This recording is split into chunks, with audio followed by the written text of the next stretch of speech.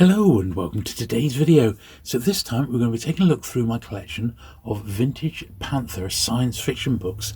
Now, I've always loved the science fiction genre, and Panther seemingly have published over the years quite a selection of some of the most classic works of science fiction ever, and that's what we'll be having a look at today. So sit back, relax, and let's get to it.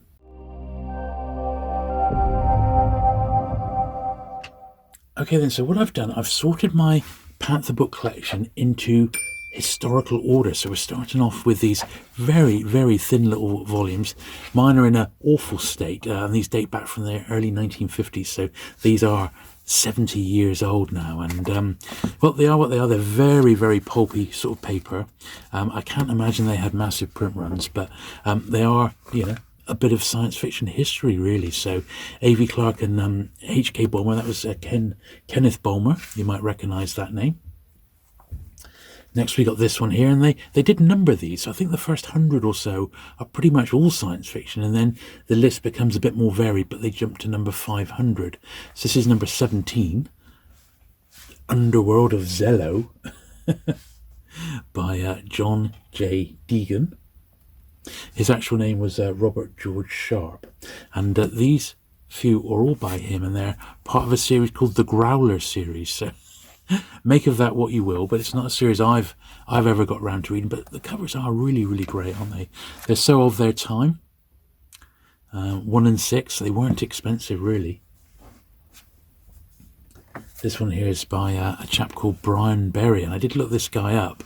Apparently he was only 36 when he actually passed away, but this is like a time travel story, this particular one.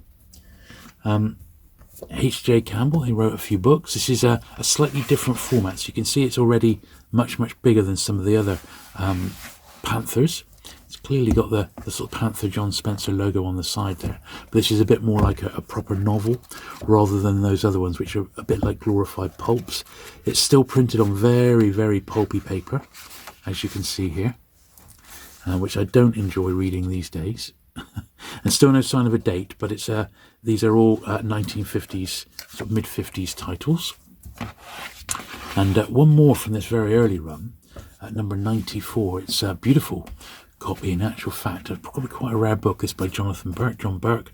Went on to do lots and lots of movie and TV tie-ins. I think that you could say that was his what he will be most remembered for. But yeah, great cover there with the a chap with, you know, you got to think he's on a planet here with the dame in his arms and Earth in the background.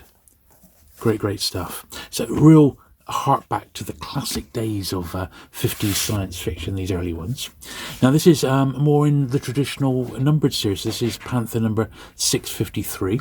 This is not science fiction at all. This is just a look at the flying saucer phenomenon.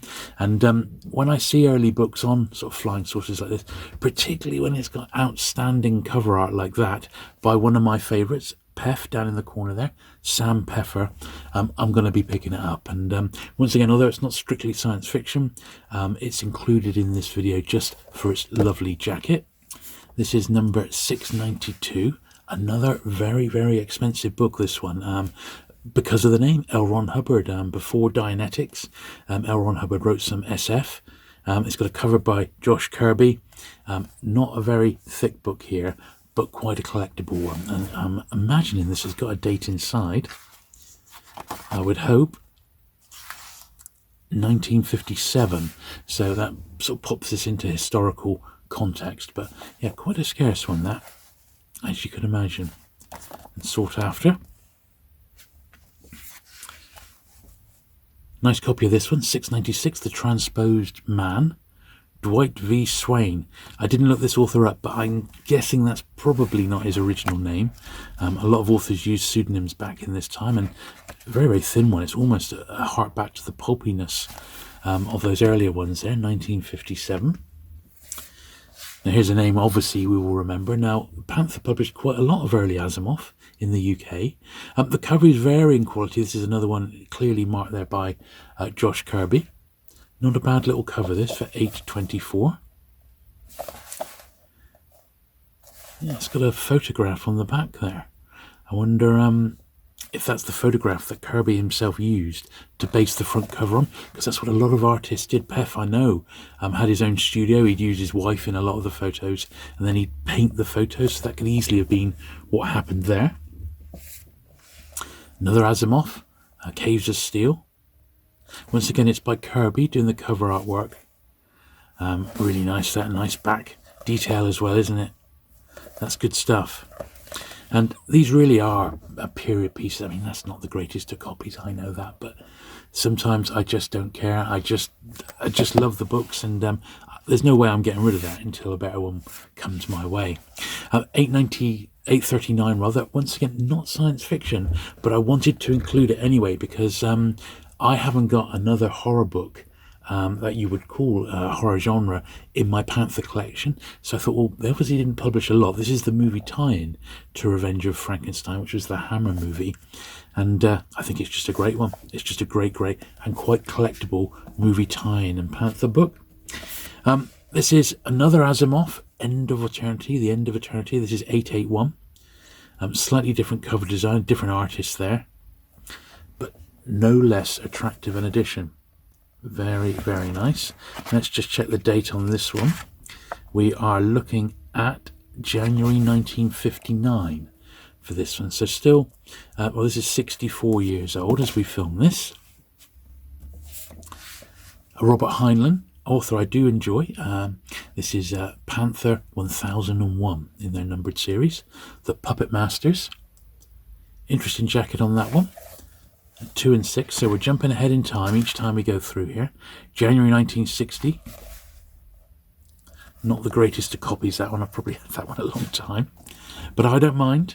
As I said, I'm not a perfectionist with some of these. I just like to have them. This is a nice copy, certainly compared to that last one, The Naked Sun. Yet another Asimov. 1016 in the Panther series. A nice copy of that one. 1960 again. And we'll be looking at Panther right through to the late 1970s. This is, I think, the first printing of Destination Universe, A. Van Vogt. We've got a reprint of it later on to have a look at as well. But yeah, this looks like, yeah, first Panther, June 1960. Hammered copy there.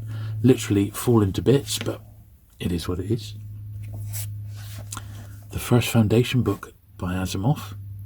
Nice copy of that one as well. This is Panther 1080. Not digging the jacket on that one. Not so much fun there. But at the same time, yeah, it's a nice print. I'm hoping it's the first print, yeah. July 1960. So that's the first paperback printing of Foundation. And a nice jacket as well. A nice quality copy of that one. John Christopher. I think it's probably the only John Christopher we'll see today. Caves of Night. Interesting jacket, that one. It's not clearly science fiction. They don't say science fiction anywhere on it. And more novel of suspense. But we know John Christopher, and he did write a lot of science fiction and also wrote the Tripods trilogy. Charles Eric Maine, jumping ahead again in time, 1610. So we're going forward quite a bit now. He was to suffer a living death as a pawn of the Martian conquerors. I'm guessing this is into the mid-60s. 1963 now, so we've gone a little bit ahead in time. But that's cool. A very interesting cover. It's almost like a matte cover. It's not shiny at all. But not a bad little copy of that particular one. Okay, so we're moving on to the 1960s now, with the first of quite a few J.G. Ballard and Philip K. Dick books that we'll see today. This one is, I believe, towards the end of the 60s now. Panther edition 1969. So that gives you our sort of your date spot here. Clearly marked, on the back, Panther science fiction. So they are making a big deal about the fact that they're a science fiction publisher. Here's another one. I think this is slightly later. Thomas M. Dish. Not a great fan of that jacket, but I suppose it was of the period. 1970. This is a reprint from 1970, but in beautiful condition. You may remember I got that nice SF collection last year, and some of these have come from that. Here's The Crystal World by Ballard. Some of these are first paperback printings of his books. Some are reprints. This one is a reprint, so it was published in 1968. That's the reprint from 1970. Don't Pick the Flowers, D.F. Jones. I've got to say, I don't know anything about this author, but it is science fiction very clearly. A lovely copy of it as well. I'm sure my friend Steve, the Outlaw bookseller, who covers loads of SF books on his channel, will tell me a little bit about this one. But yeah, first published in 1971. Any good, Steve? Let me know. This is fantastic. Lord of Light. I mean, it's an absolute classic. Yeah, it won the Hugo Award. Roger Zelazny. What a great edition of this one. This one is. I'm not sure if it's the first or not. I don't care. It's just a great jacket. Well, it is. It says it's the first from 1971. The hardback was published by Faber and Faber in 1968 in the UK. So there we are. What a nice jacket that is. And it's really nice and colourful. Good stuff. Perfect spine on it. Once again, not exactly science fiction, but it is a story of the supernatural.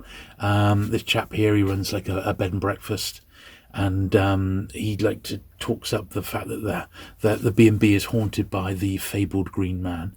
But throughout the entire story, he's just trying to work a threesome with his wife and his wife's best friend. It's absolutely hilarious. It's classic Kingsley Amis, and Kingsley Amis with a little bit of supernatural in as well. Recommended. Early 70s, that one. The Green Man. I thought I'd throw that in for fun. This is a nice little anthology, Nebula Award Stories Volume 4, edited by Paul Anderson. A nice early anthology. Some good names on the back there, including, it must be a very early appearance by Anne McCaffrey. When is this? 1971. It was a paperback original. The science fiction novel in 1968. And then... yeah, Dragon Rider. Look at that. Quite a big one by Anne McCaffrey. I wonder if that was the first time that was given like the mass market treatment. I think Anne McCaffrey's early stuff was in the digests of the time. We've got a few E. Doc Smiths to look at. Lensman 1's Triplanetary. This is also at 1971. So yeah, we're just working our way. We're into the 70s now. And we'll go ahead through to the end of this decade. These are all similar sort of period. Beautiful jackets. I mean, absolutely fantastic. And these were big sellers in their day. I mean, I remember seeing them everywhere throughout the 70s. I mean, they were all over the place. Another great jacket. Just superb. Just superb. Yeah, 1972. So that's the first time those three were released or published in paperback. This is a re-release, so we saw the earlier one, the late 50s, early 60s copy of this one. This is just a 70s reprint from 71, 72. Yeah, 1972 reprint edition of that one. Obviously a different jacket, but part of my Panther collection. Another Lensman here, a 72 Lensman, Children of the Lens. Oh, there's just something about these, even if you don't like the book, just the feel of the 70s SF is really something. Voyage of the Space Beagle. Look how damaged that one is when you compare it to some of the other ones in the collection. So this is very much on borrowed time. 1973 edition of that, but it first was panthered in 63. Now a nice Ballard again. I don't care what printings these are, they're just so good, aren't they? Disaster Area. And this is the reprint, first published 69, the reprint from 73 in Panther. So cool stuff. That's the second of three stacks. Thought we'd get a bit of spine action in for the last pile here, because there's some absolute crackers again. Harlan Ellison, The Time of the Eye. This is a nice one, isn't it? What a great jacket that one is as well. And we do like Harlan Ellison. 1974 for this Panther edition. Rather nice. The one and only Philip Jose Farmer we'll see today. It's Lord Tiger. It's a good one. And what a great jacket as well. Yeah, very pleased with that one. That's good stuff. The first of quite a few Philip K. Dicks. Now this one is actually It's got some pages detached, but I don't want to get rid of it. Dick is quite expensive to buy these days. And this is that's the first British paperback printing, 1975. I won't get rid of that until a better one comes my way, but these Philip K. Dicks by Panther are just outstanding. Those and the Ballards I just think are superb. They really are great. Here's another Ballard there. Once again, that is just knockout. What a jacket. What a jacket that is, eh? Wow. Vermilion Sands. Yeah, published 1975. That's a really high-grade copy of that one. Very pleased to have that. Here's another absolute classic. I mean, it really is almost an iconic jacket in the Panther SF output. Absolute beauty. We see this one go for good money nowadays. Yeah, 1975 Panther first. This book tends to go for upwards of £20, sometimes a bit more. Back to the Philip K. Dicks. Now wait for last year. These are just epic, aren't they? I mean, they really are epic. Yeah, first from 1975. Panther science fiction. Concrete Island. I mean, they don't tout that this is science fiction, but I didn't want to not include it. Richard Clifton Day was the cover artist. Yeah, I wouldn't want to not include it. 1976 we're up to now. Another absolutely outstanding cover. I mean, wow. That must have just jumped off the shelf back in the day. How awesome is that? Yeah. First print from 76 again. Very nice copy of that one. Beautiful. Beautiful. They just keep coming, don't they? Just incredible. High rise. I mean, these are just the business, aren't they? The absolute business. Oh, that's got a little Richard Booth's on. £2 from Richard Booth's. That's in A&Y. Went there last year once again with my friend Steve. We're on to 1977 now. I would imagine that would go for a little bit more than £2 these days. Scanner Darkly. Now, this is the little transitional period because, in fact, that one's the same. It's got Panther and it's got Granada, and they were just starting to move over to like the Triad Panthers and the Granada imprint, and Panther was slowly starting to be phased out. So this is the first from 78 for a Scanner Darkly. This is a Panther Granada.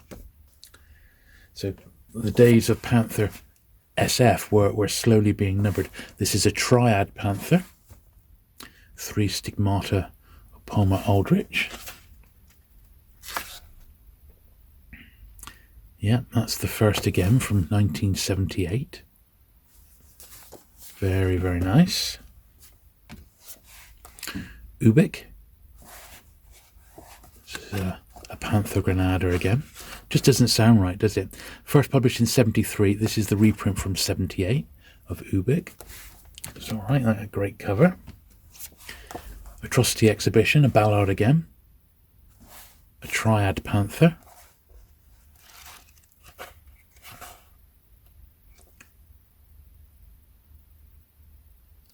And that appears to be the first printing of that one from 1979. So we go up to the late 70s and there's just a couple of Graftons. So Flow My Tears, the Policeman Said. I remember this cover from when I was a kid. It just looked absolutely amazing. A Panther Granada.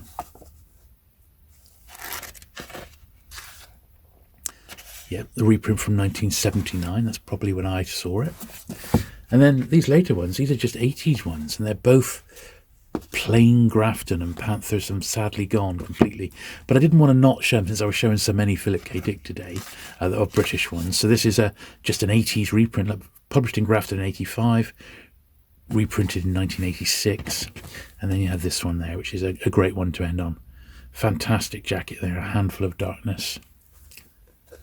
Super cool stuff. And that was the same. That was the 1988 edition. So there you go. I hope you enjoyed that whistle-stop tour through my Panther SF collection. Some absolute gems in there. Superb covers, and it's great to see the evolution of the science fiction novel from those early 1950s up until the late 70s. Great stuff. If you have enjoyed today's video, do please give it that thumbs up. Do please hit the subscribe button if you've not already for regular vintage paperback content, and I'll look forward to seeing you again very soon. Bye.